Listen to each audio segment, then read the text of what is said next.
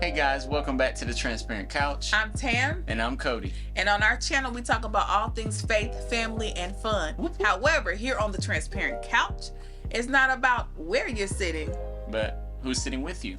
So let's jump right into it, guys. Y'all have been showing mad love on the Transparent Couch videos. By the way, our Transparent Couch videos have now been turned into a podcast that you can check out on any... Where's it, babe? Everywhere? Any podcast platform, okay, Apple Podcast, Spotify, all of them. Okay. Anchor. Yes, Anchor is the distribution where it's mainly at, but Apple, Spotify, all of it. So. And what's the name of it? It's called Transparent Couch. Yes. If you search Transparent Couch or search Faith and Francis, you'll be able to find it. It's the audio version, so if you just want to listen versus watch, of course, or you can do both. That's where it's at. So let's jump right into this conversation. You clearly clicked because you saw that we're talking about being married with ADHD. Mm-hmm. So Cody really thought it would be a good idea to have this conversation to piggyback off of kind of where we left off on the couch conversation from last week. One of the things we wanted to talk about was the challenges of that.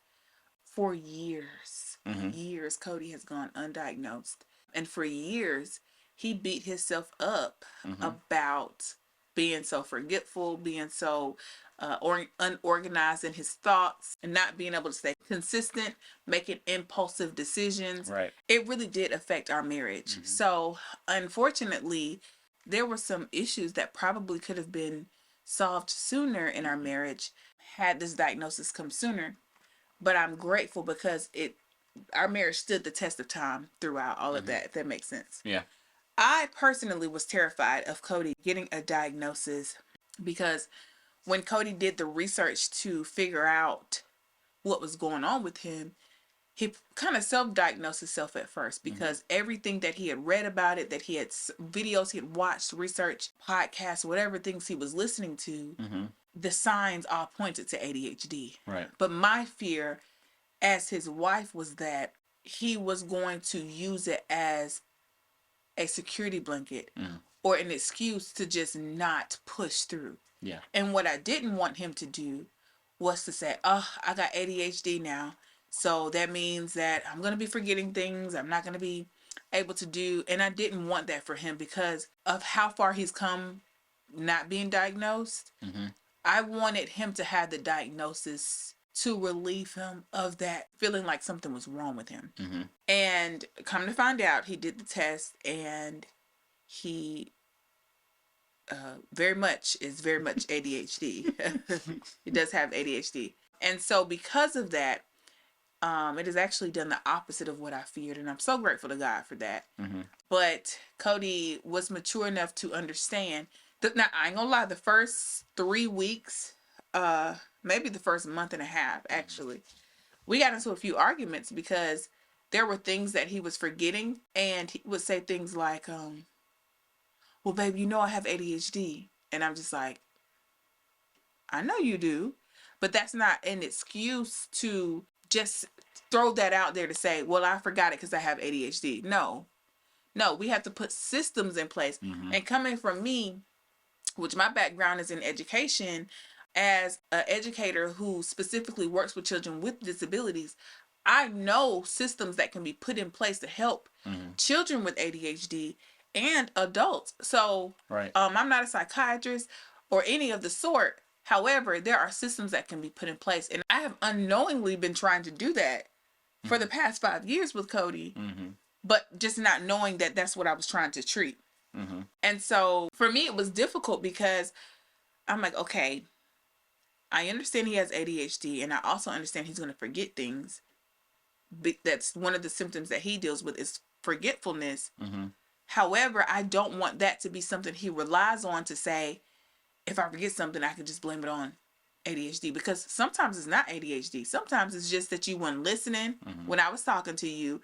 It's just that you didn't write it down in your notes like I told you to, or set a reminder. Like there's things I'll tell him, and the things I'll be like, babe, set your reminder, you're gonna forget. And he'll be like, I'll remember it. And then sure enough, he forgets. And then now I'm irritated because I'm like, I told you to set the reminder, So there's little things that we struggle with and we go through and we have tug of war with, but ultimately it's done the complete opposite of what I feared. And I also there are people, this is just real. There are people who are addicted to Adderall. They're addicted to the medicine that is they use to treat adults with ADHD. And my fear was it was going to become an addiction of, and not so much like, oh, I need the drug, but more so like addicted to not be able to function without taking it. Like, but I have watched him handle it so maturely and with so much grace to say, I'm not really doing much today. I don't need to focus that hard today, so I'm not going to take it. I've seen him wait until later in the evening to take it because he knows he's got to focus in on edit 3 videos and there's stuff he wants to get accomplished around the house. Right. So I've watched how he's handled that maturely, and I'm proud of that, and I'm proud of you, babe. Oh, thank you. And so, yeah, I'll let you talk because I can go on and on and on because this is a very interesting yet sensitive topic for me because I am married to him and it has been a struggle. So, for me, the diagnosis was freeing because I stopped looking at myself so critically. And, it goes from, okay, there is something actually wrong up there versus, no, Cody, you're just a lazy, terrible human being, right? So that diagnosis for me was freeing. It wasn't necessarily a security blanket per se, but it's like, for example, if I'm sick, if I get a diagnosis of any specific disease, then I know what I need to do to fight said disease. Right. But if I'm just walking around here sick and I know something's wrong, but I don't know what it is, then I'm just walking aimlessly. I don't know what's going on.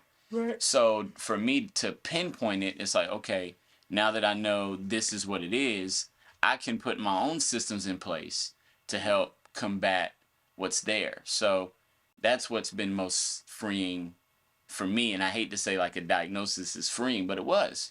No, and that makes sense because I think for me, I thought it was going to be stressful for me. But it has been freeing for me as well because now I look at you to go, he has a disability that impairs his ability to be able to do things how he would like to do them. However, because he's aware of it, we can make accommodations for that, if that makes sense. And so now that I know that my husband is literally, because before I was just like, what is his issue? Like, he just don't be listening to me. He just forgetting because he want to forget. Because he remember, I'll say, you remember what you want to remember. You know how we do. You remember what you want to remember. You remember that game come on at 7:30. You remember that you want to go to the store and get you something to drink. Like I think about those things. And so that's one of the things though you do when it's easier to focus and remember things with ADHD brain that you're interested in. Just plain as sense. It's easier to do that. So. And my fear was I didn't want him to constantly be because before he got tested, that was all that we talked about around the house for a month straight, and I was tired of talking about it because I was just like, babe, okay, we get it. You think you have ADHD, okay? Like he even thinks I have a little bit of ADHD, which I probably do. Me knowing what ADHD is and how it looks in people, I do know that I struggle to stay focused. Like I struggle. I get overstimulated very easily. So there are things, but for me, I would say mine is on the milder end because some of the stuff he struggles with, I don't. Yeah. Like forgetfulness. I forget things here and there just naturally, but like Cody will forget a conversation that he just had 10 minutes prior and be like, what did we just say? And I'm like, and I used to get irritated because I'm like, what do you do? Like that was irritating to me. But now thank you, Holy Spirit. His diagnosis has allowed me to give him the grace that he always deserved that I didn't know. That's good. Because I didn't know what was happening. I should have extended more grace in that. I mean, I should have extended more grace anyway. But, with us humans, right? Us mere humans, that grace can run out. Right. And when I've been dealing with this with you for almost 11 years and dealing with you constantly forgetting things and dealing with you being all over the place and making impulsive decisions that affect our household. Right. Eventually it's like, I don't have no more grace to give you. Now I'm just irritated. Now I'm just frustrated. Whereas now it's like, okay, Let's work on some systems to put in place. Okay, babe. All right, you know you got this, this, and this coming up. Let's get all of this mapped out. Let's set reminders. Let's set alarms. Go ahead and send this email now before you forget. Go ahead and do. And it's been helping. And of course, we bump heads sometimes because he likes to. Sometimes Cody has a way he wants to do something. And I'm like, I get what you're saying, babe, but I'm trying to set you up for success. And I think he's starting to see that now. So there are systems that we set in place to kind of help Cody move forward. And it has helped him tremendously. And it has helped our marriage because now I can say, Cody is not ignoring me. Cody is just struggling to stay focused in this moment. Or Cody didn't just forget. He probably remembered it and then his brain went to something else and it dumped out what I just told him because now he's got tunnel vision on this particular thing. And I always tell him, I was like, babe, please do not take advantage of this because I don't know if this is ADHD or it's just you not doing. You know what I'm saying? Because let's be honest, sometimes Cody just don't want to do.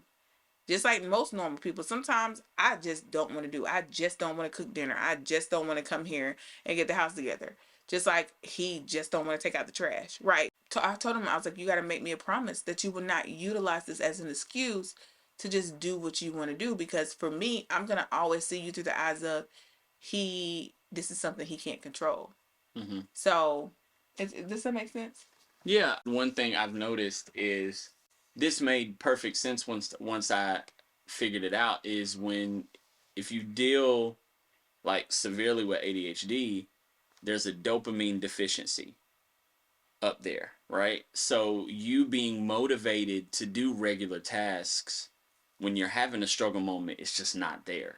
Like that motivation to get up and clean the kitchen or to get up and take out the trash or get up and do stuff, it's just not there. So that's why for me, I think I overcompensate. So when I have a feeling of motivation, y'all seen on the vlogs, I'll reorganize half the house or clean the room because I like to take advantage of what's there. But the beautiful thing about it is now, because it happens at least once a day where I'll realize, okay, you're not motivated to do this. Sometimes it even happens at work.